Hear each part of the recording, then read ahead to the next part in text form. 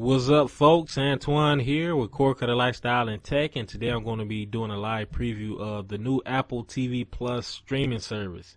I'm going to be going over the available platforms, the pricing, the available features. Then I'm going to hop on over to the interface to show you guys what content they have to offer. So to kick it off, the Apple TV Plus streaming service is only available through the Apple TV app. Now, of course, the Apple TV app is available on your Apple devices, iPod, iPad, Mac, Apple TV streaming player, and your AirPlay. And to my right, you have your PC. So any web browser, Safari, Mozilla, and even Google Chromecast. Then you have your Samsung Smart TV, but it is also available on Vizio and LG Smart TVs as well.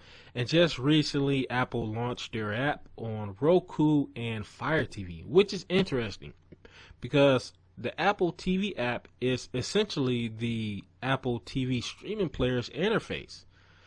So you're watching another device's interface on another device's interface.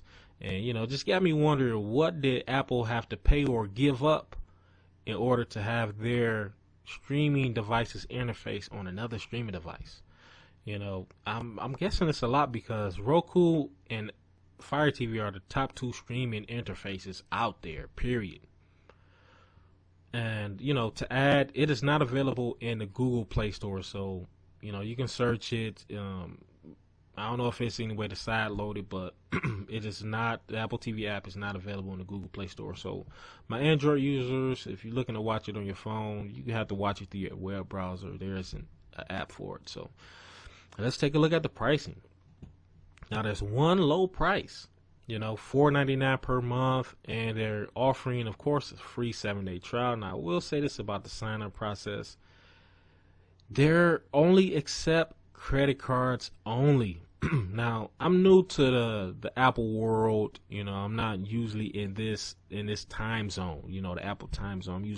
I'm a Google person, but for them to only accept credit cards, it was kind of interesting, because I initially wanted to sign up with a debit card so I can monitor it and get my alerts and whatnot. But they said we do not accept debit cards. You have to enter a credit card information. So be it. It is what it is. But the cool thing is they let you know when to cancel, and they also tell you to cancel. It's best if you cancel 1 day in advance. Don't cancel on the day your membership ends, because there's still a likelihood that you will be charged. All right, so let's look at the features. If you're like me, you're a cord cutter, you're looking for the all-in-one package, and at that price point, of course, this isn't that all-in-one package, but they do offer great content. So if you're looking for locals or live TV or live news stations, you're not going to find it here. So there are no locals, there are no premiums, there are no HBO, Showtime, anything like that, and I'm gonna explain why in a second. And there's also no DVR features. But the reason there are no locals or no premiums, because remember, this service is only available through the Apple TV interface. And the Apple TV interface offers HBO as a secondary service, as a streaming service, HBO Go, Cinemax Go. It offers all of them as a secondary service. So, it only makes sense for them not to offer that. And at that price point, you wouldn't expect them to be able to offer that, because that's what these streaming services get into the double digits when they start offering live TV and sports especially. So another thing, it is 100% ad free, which is great. At that price point, you cannot beat it. And you are able to download and watch offline. Another plus right there. And they also offer their content in 4D HDR and Dolby Atmos. And it has access for up to 6 family members. They do say 6 family members, so that's another plus right there. And another plus is you get it free for 1 year with the purchase of a new iPhone, iPad, iPod Touch, Mac, or Apple TV streaming device. So big plus right there. So let's hop on over to the interface and see what they got, what type of content they got. So let's go over here. So it's only it's not a lot of content, to put it, to frankly put it. That's because, it's all original content. There's no backlog. You're not going to find content from any other like Disney content, no Viacom Viacom content, no Time Warner content. That's why I think they are able to, do it at this price, because they're taking a gamble on themselves. They're not deciding to buy content from anybody else and put it on their platform, So the content as of now is real low, but they do have a pretty decent amount of content. And $5, what's that? A cup of coffee a day, They only charging $5 a month. So I checked out one of the shows, the morning show. Now I only watched like 20 minutes of it, but I will say this: the first 10 minutes are great, and it's not because it's Apple. I'm not in the Apple mode or nothing like that.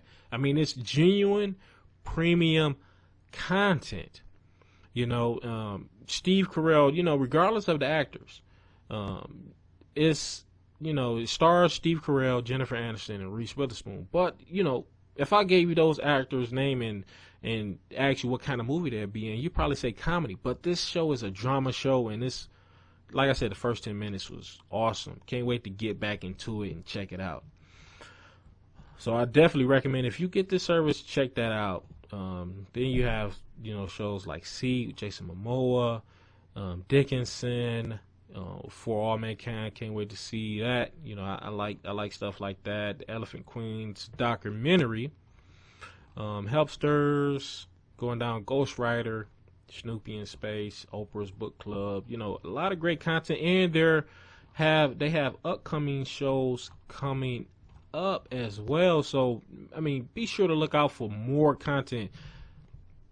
I think they're approaching it different than what other streaming services are doing. Other streaming services are gathering up bundles of content and then pushing it out at a higher price point. But for them, because Apple's already established, they have, the resources to make that gamble.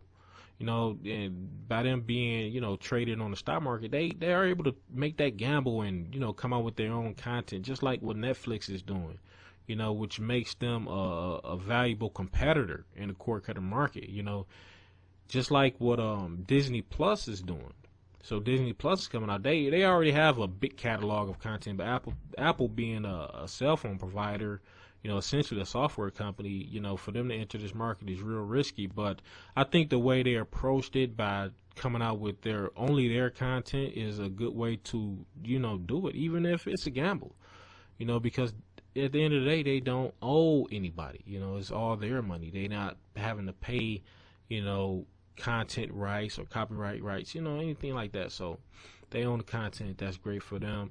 But, let me know, folks, if you've tried Apple TV Plus. Drop a line in the comment section. Let the people know how you feel about it. Am I the only one that's seeing this as a good thing, or do you guys think it's going to fail like PlayStation View? But, PlayStation View and even talks of AT&T Watch going down. But, I've always said in even my previous videos that AT&T is just not, they can't get it right when it comes to TV in general. AT&T Universe, they couldn't get that right. They bought DirecTV. They can't get that right. Even with DirecTV now, already established streaming coming, they can't get that right. But, let me know what you think, folks, and hit that subscribe button if you enjoy the content or if you're learning anything, and I will talk to you guys next time.